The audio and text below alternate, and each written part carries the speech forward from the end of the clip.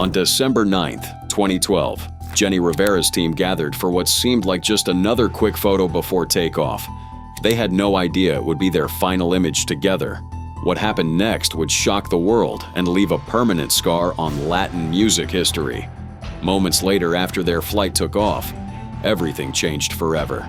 Their Learjet vanished from radar, setting off a chain of revelations that would shock the music world.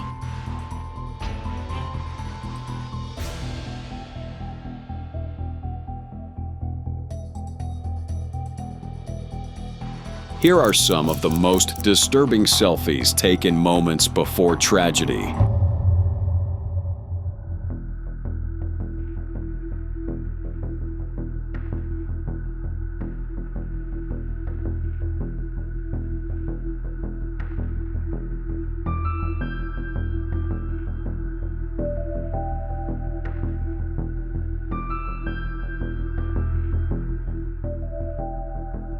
That's the last glimpse anyone would ever have of music superstar Jenni Rivera.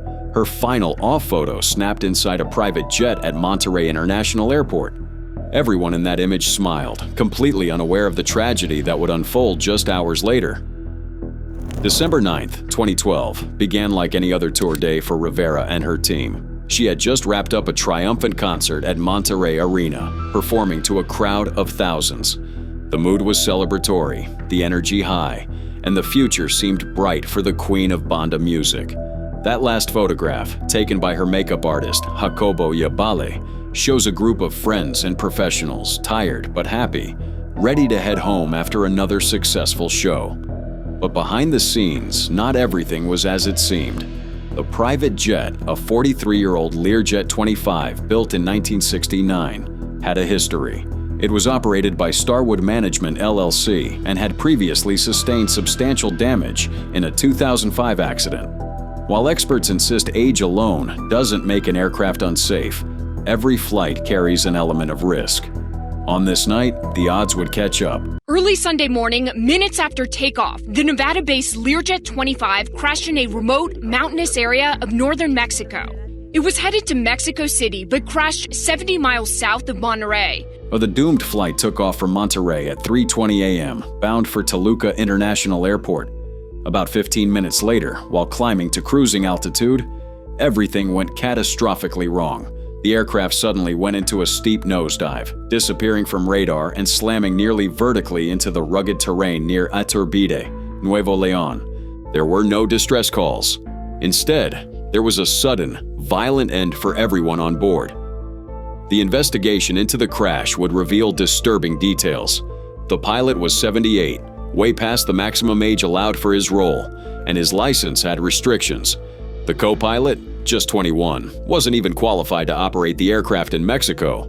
The jet itself had been involved in a previous incident, though no technical faults were found at the time. It was a perfect storm of compromised safety. And this night, the consequences were fatal. It's carrying singer Jenni Rivera. The plane. First responders arriving at the scene found nothing but devastation. The impact had been so violent that the aircraft was obliterated, leaving only scattered debris and heartbreak.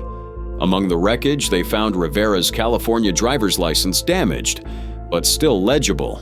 A haunting confirmation of her fate. Personal items, including Jenni Rivera's driver's license, were found in the wreckage. News of the crash spread like wildfire across both sides of the border. Rivera wasn't just a superstar, she was a cultural icon, beloved by millions in both Mexico and the United States. Her brother, Gustavo Rivera, faced the cameras with grim determination, confirming the tragic loss and sharing the devastating news that the bodies were unrecognizable. Learjet 25 crashed in a remote, mountainous area of northern Mexico. It was headed to Mexico City. As investigators combed through what little remained of the aircraft, fans gathered across the world to mourn. Candlelight vigils sprang up in Los Angeles, Monterrey, and every city touched by Rivera's music and spirit. Social media is flooded with tributes from celebrities, politicians, and ordinary fans. Each message a testament to her incredible impact. Sunday night, hundreds of fans gathered for a candlelight vigil in Los Angeles to mourn her death. Rivera's death left a void in the music world that could never be filled. She had sold over 15 million records, breaking barriers as a female artist in a male-dominated genre.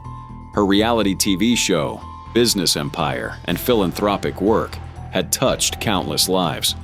But at her core, she was a devoted mother, grandmother, and friend, the heart of a blended family that now faced unimaginable loss.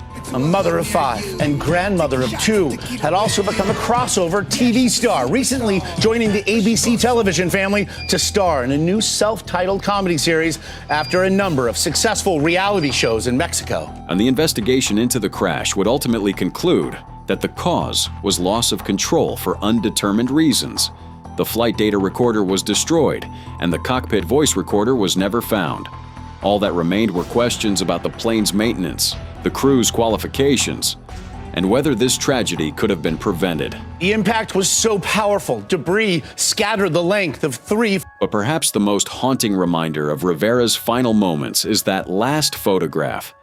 Everyone in that image, Rivera, her team, and her friends, lost their lives just hours later, their smiles now frozen in time. A testament to life's unpredictability and fragility.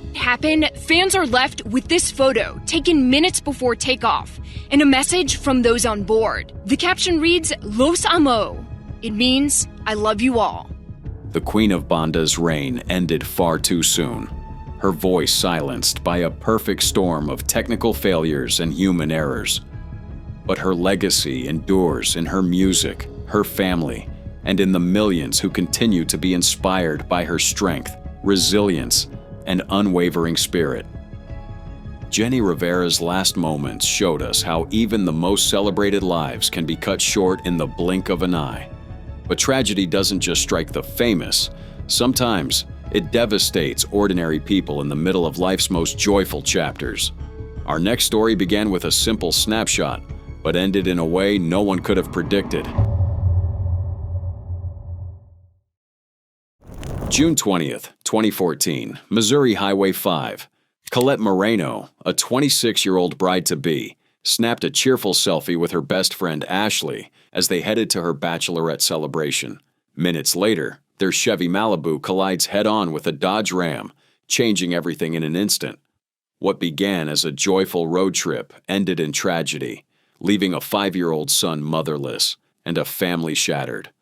Colette, a devoted single mom from Missouri, had built a new life after heartbreak.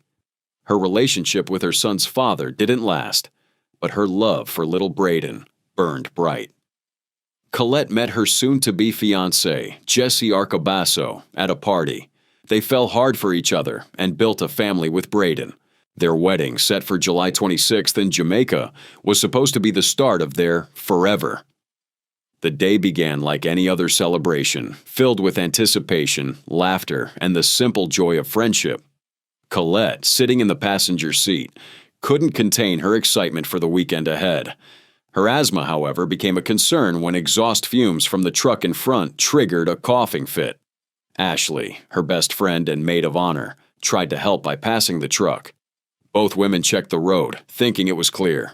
But as they shifted lanes, a Dodge Ram appeared over a hill neither of them had seen coming. It was clear, Ashley remembered thinking as she attempted to pass. The next few seconds blurred into chaos as both vehicles swerved, desperately trying to avoid each other. The collision was unavoidable. The Malibu took the brunt of the impact on Colette's side. Both cars spun off the road, and the joyful music playing moments before was replaced by a deafening silence. Ashley later recalled, "I was talking to her. She couldn't talk back, but she was nodding at me."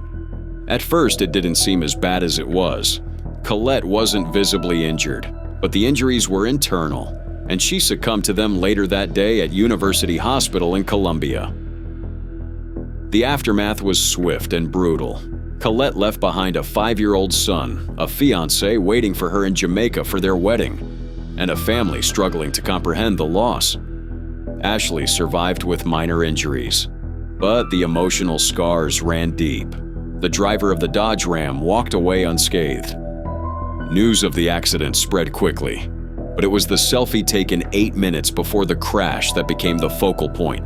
Headlines sensationalized the moment, implying the photo was directly linked to the tragedy.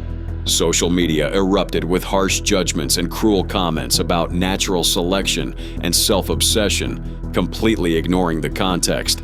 Colette's family faced not only their grief, but also the onslaught of internet trolls and sensationalist coverage. Her mother, Kelly, described feeling like she was living in a nightmare she couldn't wake from. The family created a memorial page, battling to reclaim Colette's narrative from the viral misinformation.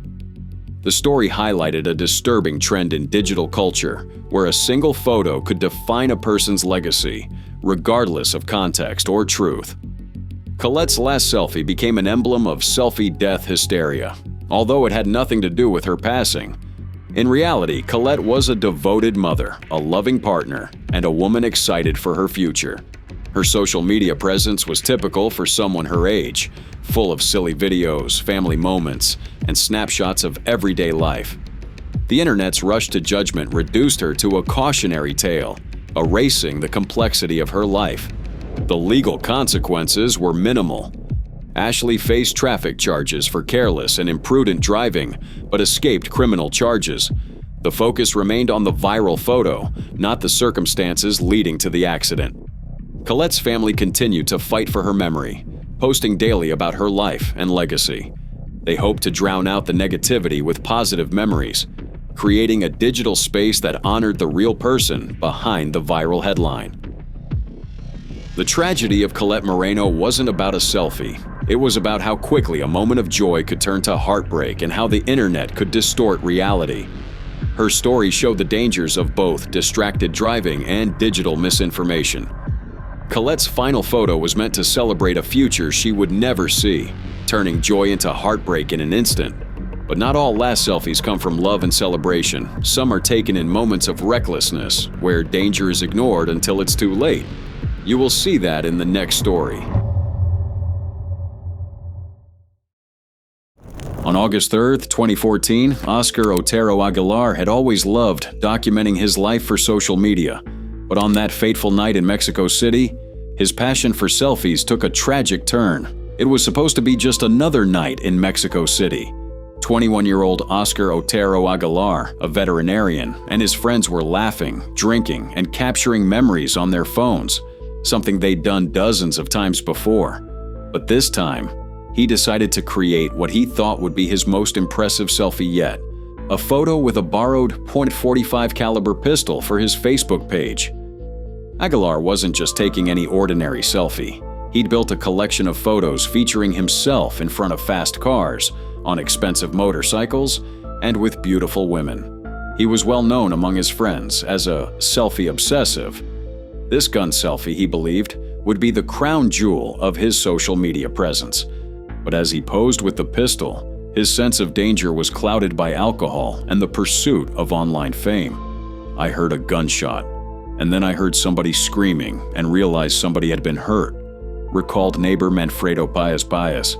He immediately called the police, who rushed to the scene and found Aguilar still alive, but gravely wounded. The investigation revealed that Aguilar was waving the gun around when it accidentally discharged, sending a fatal bullet into his forehead. Despite the desperate efforts of paramedics, he died in the ambulance on the way to the hospital. Police quickly arrested one of Aguilar's friends, Omar Abner Campos Vives, while another, known only as El Paco, managed to flee and remains on the run. The Ministry of Public Security determined that Aguilar's death was an accident, confirming that the ill-fated selfie was intended for Facebook. This tragic incident highlights the dangerous lengths some individuals will go to for social media attention. Aguilar's story serves as a grim reminder of the risks associated with combining alcohol, firearms, and the pursuit of viral fame. In the end, his quest for the perfect selfie became a cautionary tale about the price of internet notoriety. Oscar's story was a deadly reminder of how one reckless moment can change everything. In the next story, you will see that sometimes tragedy strikes in the middle of something as simple as enjoying the view. A single step too far can be fatal. Climber who fell to his death after taking a selfie while hiking on the Flatirons. Boulder County Coroner's Office says 17-year-old Carter Christensen of Minnesota fell while climbing the first Flatiron. Investigators say Christensen posted this picture to his social media just moments before a 911 call was made about the fall. His family says he was visiting friends in Longmont and was training to be a Navy SEAL. On August 6, 2017, 17-year-old Carter Christensen's final moments are frozen in time by a single fateful selfie. The image shows a strong, smiling young man in a Patagonia hat, sunglasses, and headphones, perched atop the first Flatiron near Boulder, Colorado. But this vibrant picture hides an impending tragedy, one that unfolded just moments after he posted it to social media. Carter was no stranger to outdoor adventure. He just graduated from high school in Maple Grove, Minnesota, and was visiting friends in Longmont, Colorado, while training for his dream, becoming a Navy SEAL. He brought with him a small amount of camping gear and survival equipment, but crucially, no climbing ropes or protective gear. The first Flatiron, though popular, is a challenging climb even for seasoned adventurers, and Carter attempted it alone. Investigators believe Carter fell more than 100 feet from near the summit. The impact was heard by several people nearby who rushed to help but found him unresponsive. First responders arrived quickly, but it was too late. The Boulder County Coroner's Office later confirmed Carter suffered massive traumatic injuries from the fall. Carter's family released a statement that captured the heartbreak of his loss. They described him as a lover of the outdoors and an adventurous spirit, explaining his trip to Colorado was about being outdoors in a place he loved. He wanted to spend some time with friends in Longmont while he trained for his Navy SEAL enrollment, they wrote. Carter's ambitions were clear, and his zest for life was undeniable. The circumstances of his death serve as a sobering reminder about the dangers of climbing without proper equipment or experience. While the first Flatiron is a beautiful and popular destination, it demands respect and preparation. Carter's story echoes countless warnings about solo climbing and the importance of safety gear, even for the most physically fit and determined individuals. What makes Carter's case especially haunting is the timeline. His final selfie was posted to social media roughly an hour before the accident. That last image, full of promise and adventure, serves as both a tribute and a warning. It reminds us all how quickly joy can turn to tragedy, especially in hazardous outdoor environments. Carter's death deeply impacted both his Minnesota community and the Colorado outdoor scene. Friends, family, and fellow climbers mourned the loss of a young man with so much potential. His aspirations to serve as a Navy SEAL were cut tragically short, leaving behind a legacy of youthful ambition and a cautionary tale about the risks of extreme adventure. As we move forward, Carter Christensen's story stands as a powerful reminder about the importance of preparation, respect for nature, and the dangers lurking behind seemingly perfect social media moments. What started as an innocent attempt to capture the moment ended in a deadly fall. But the lure of risky selfies doesn't stop there. And in some cases, the danger is even greater when heights are involved, just like in our next story. 17-year-old Zania Ignatieva had always been captivated by photography. Her friends described her as daring, creative, and always looking for that next perfect shot. In April 2014, her pursuit of the ultimate selfie turned deadly. It was just before midnight in St. Petersburg, Russia. The city lights glimmered below as Zania and her close friend Oksana made their way toward an old railway bridge. They'd carefully chosen this spot for its dramatic backdrop and promise of social media glory. What began as a lighthearted adventure would soon become a shocking story that reverberated worldwide. Zania's intent was clear. She wanted the most striking photo possible. She started by climbing the trestle, her camera phone in hand, as Oksana waited below. At first, it all seemed routine, just another risky but calculated stunt for likes and attention. But as Zania perched herself higher on the narrow metal beam, the situation grew tense. Her friend Oksana later recalled that Zania appeared exhilarated, but never reckless. She always took precautions, Oksana would tell investigators, but that night preparation wasn't enough. Witnesses nearby reported seeing flashes of light as Zania positioned herself for the shot. The bridge's live wires, carrying 1,500 volts of electricity, snaked ominously overhead. As she adjusted for her perfect angle, Zania suddenly lost her balance. In a split-second panic, she reached out for stability, but her hand found a live cable. The electrical current surged through her body, and she plummeted 30 feet to the ground below. Her camera phone, which had captured her final moments, was later recovered near her body. Oksana's screams echoed through the night as she rushed to her friend's side. But it was already too late. The force of the electrical shock and the fall had been fatal. Emergency responders arrived quickly, but there was nothing they could do. Zania's life had been cut short by a fatal combination of adrenaline, technology, and youthful bravado. News of the tragedy spread rapidly across social media and international news outlets. The Russian government, already concerned about the rising trend of dangerous selfies, used Zania's story as a warning. "No selfie is worth your life," read posters that soon appeared in public spaces. The message was clear. The pursuit of digital fame could lead to real-world disaster. Zania's grandmother, devastated by the loss, spoke out in hopes of preventing similar tragedies. The police said she wanted to take a snap of herself at night, to give it the most dramatic effect, and with the railway line as a backdrop, she explained through tears. Her words would later become part of public safety campaigns across Russia. The aftermath of Zania's death sparked an international conversation about social media and risk-taking. Other countries soon followed Russia's lead, launching awareness campaigns and designating selfie-free zones at dangerous locations. But the problem continued to grow as more young people chased viral fame at any cost. For Zania's family, the pain was compounded by the knowledge that her final moments were captured on her own camera. The images served as a haunting reminder of how quickly life can change in the pursuit of the perfect photo. Today, Zania's memorial page stands as a sobering reminder of what's at stake. Her passion for photography, once a source of joy, became the catalyst for her untimely death. The bridge where she fell remains a silent witness to the tragedy, a physical testament to the deadly consequences of chasing likes.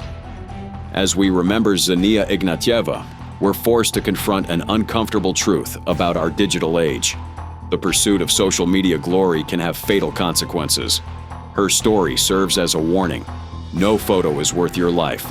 In the end, the price of going viral may be far higher than anyone ever imagined.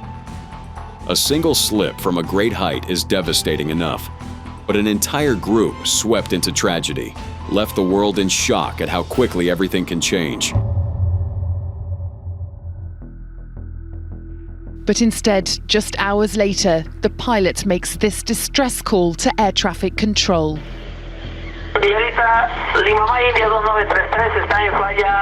His voice calm, he tells the operator the electrics have failed and he's run out of fuel.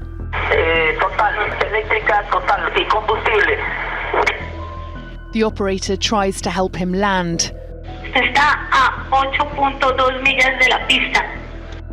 But then the pilot's final word.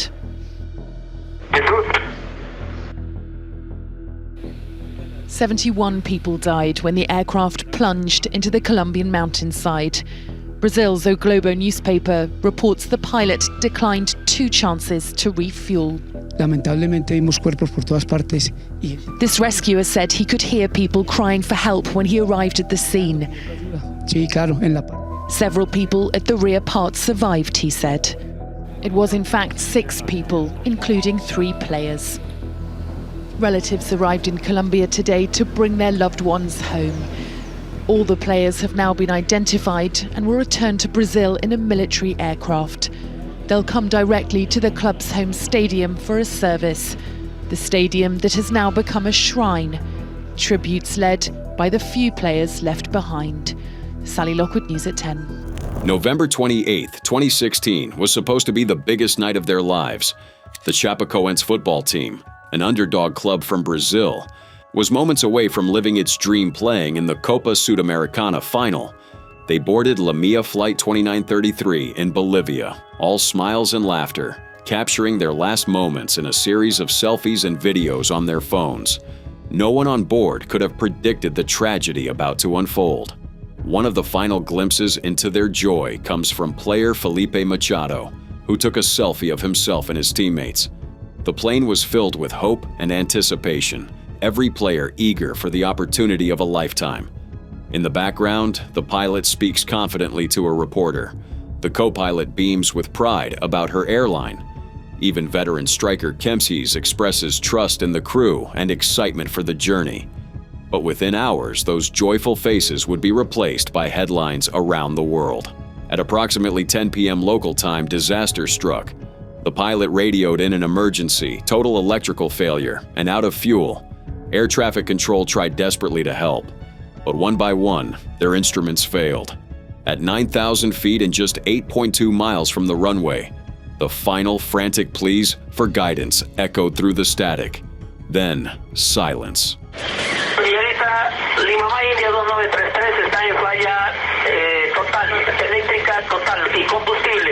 The crash killed 71 people, including nearly the entire Chapecoense team.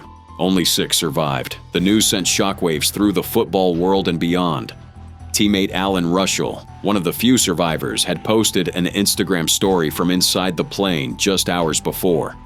In it, he sits beside goalkeeper Danilo Padilla, who would initially survive the crash only to succumb to his injuries later at the hospital. In the wake of the tragedy, tributes poured in from around the globe. Brazil declared 3 days of national mourning. Their would-be opponents, Atlético Nacional, showed remarkable sportsmanship by requesting that Chapecoense be awarded the tournament title. And some seated on board the plane minutes before taking off. It's gonna start, player Felipe Machado said. The trip to Colombia is going to begin. Another player seen in video yesterday, Elio Zampier Neto. The investigation revealed a tragic truth. The crash was preventable. The plane had simply run out of fuel, a result of cost-cutting and poor planning. The revelation only deepened the heartbreak, knowing these lives were lost to negligence rather than fate. But in the midst of tragedy, the survivors became symbols of hope and resilience. Alan Russell, who suffered spinal injuries, eventually returned to professional football. Goalkeeper Jackson Fallman, who lost his right leg, became a motivational speaker. Their stories of recovery inspired millions. The Chapecoense tragedy stands as one of the most devastating moments in sports history. Those final selfies, once ordinary moments of excitement and anticipation, now serve as haunting reminders of what was lost. But they also capture the spirit of a team that defied the odds and touched the world, not just for how they played, but for how they dreamed. Striker Kempes joins in. Being taken by Lemire makes it all right, he says. This story doesn't end with the crash. The legacy of Chapecoense lives on, not only in memorials and tributes, but in the rebuilt team that continues to play today. Their resilience in the face of unimaginable loss serves as a powerful testament to the human spirit. The loss of an entire soccer team mid-flight was heartbreaking, but just when you think it couldn't happen again, in the next story, another plane crash claimed the lives of a respected doctor and his family.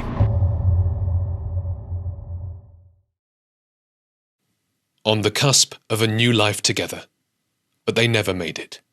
This selfie of the Joshi family was taken moments before the flight took off. Or this happy, smiling family in their airplane seats is Dr. Pratik Joshi, his wife Dr. Koni, and their 3 young children. This seemingly ordinary selfie became their final photo together. Dr. Pratik was a respected radiologist working in London. His wife, Dr. Komi, had just resigned from her position as a pathologist in Udaipur. For 4 years, they had lived apart, juggling careers, visas, and the hope that one day the family could finally reunite. And that day finally came. On June 12, 2025, the couple, after working tirelessly to make their move to London possible, boarded the India Boeing 7878 Dreamliner aircraft with their twin boys, Nakul and Pradyut, who would have turned 5 in just 2 months, and daughter, Mariah, who was 8, ready to start their new life together in a country they had long dreamed of calling home. Their departure was a family affair. Multiple relatives came to the airport to see them off. Comey's cousin remembered the excitement in their voices, the hope, the anticipation, the belief that after years of sacrifice they were finally starting a new chapter that promised brighter days, stability, and unity they had long craved. Plane में वो जैसे ही वो उसके सब immigration वगैरह clear हो गया, हमने यहाँ वहाँ से उसने कहा पापा बहुत गर्मी है बाहर, आप चले जाओ घर पे। हम यहाँ आ गए, यहाँ आके फिर उसने वीडियो कॉल किया, फिर उस बच्चे इतने खुश कि पूछो मत। रात भर वो बेटा होता मेरे पे सोया था वो। Dr. Pratik's father, Dr. J.P. Joshi, remembered the last moments vividly. The children were so happy. That night, his son had slept on him, one final embrace before the journey, a memory etched in his heart as both comfort and a source of unbearable pain. We cannot express in the words because crying is a very small word for us to get to know this. But just minutes after takeoff, everything changed. The Boeing 787-8 Dreamliner, carrying 242 people, began to lose altitude. Within seconds, it crashed into the Magani Nagar area, killing nearly everyone on board, including the entire Joshi family, leaving behind shattered dreams and devastated communities, both in India and abroad.